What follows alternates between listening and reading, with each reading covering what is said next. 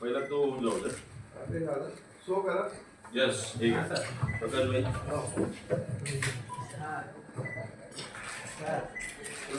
इकडे बघा.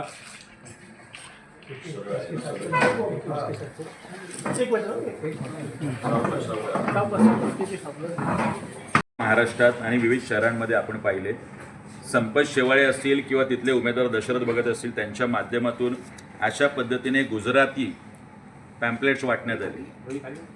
मुख्यमंत्री देवेंद्र फडणवीस साहेब हे सातत्याने बोलतात की आम्ही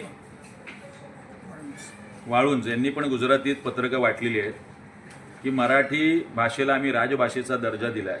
मग हे सगळे प्रकार कुणाच्या लांगुल चालण्यासाठी चाललेले आहेत? प्रचारामध्ये बोलतात हिंदीत बोला. बिल्डिंगमध्ये जेव्हा प्रचार हो, प्रचारासाठी म्हटलं जातं हिंदीत बोला म्हणून. अशा पद्धतीचा प्रकार आहे ज्याला आमचा कायम विरोध आहे. आणि नवी मुंबईकरांनाही सांगणे की या नवी मुंबईची ओळख ही आगरी कोळ्यांची ओळख, आगरी कोळ्यांचं शहर इथल्या मराठी माणसाचं शहर म्हणून आहे.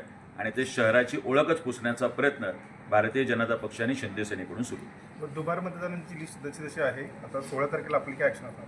नाही, आम्ही दुबार मतदार या संदर्भात सन्माननीय राजसाहेब आणि सन्माननीय उद्धवसाहेब अगोदरच बोललेले आहेत की आम्ही आणि आमच्या शिंदेताईंची संपूर्ण महिला सेना आम्ही हळदी कुंकू घेऊन आणि ताटवाटी घेऊन त्यांच्या स्वागतासाठी दीपालीताई आणि आम्ही सगळे तयार आहोत. बाहेर आम्ही सगळे बांधवसुद्धा प्रकाशभाई प्रवीणभाई आमचीसुद्धा सगळी टीम तयार असणार आहे. आयुक्तांच्या घरी निवासस्थानावरती जे 157 मतदार आहेत त्यांच्यासुद्धा स्लिप बनवून तयार आहे.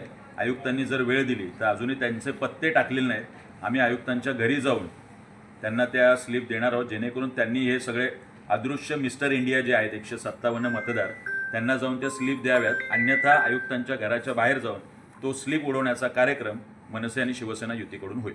थँक्यू.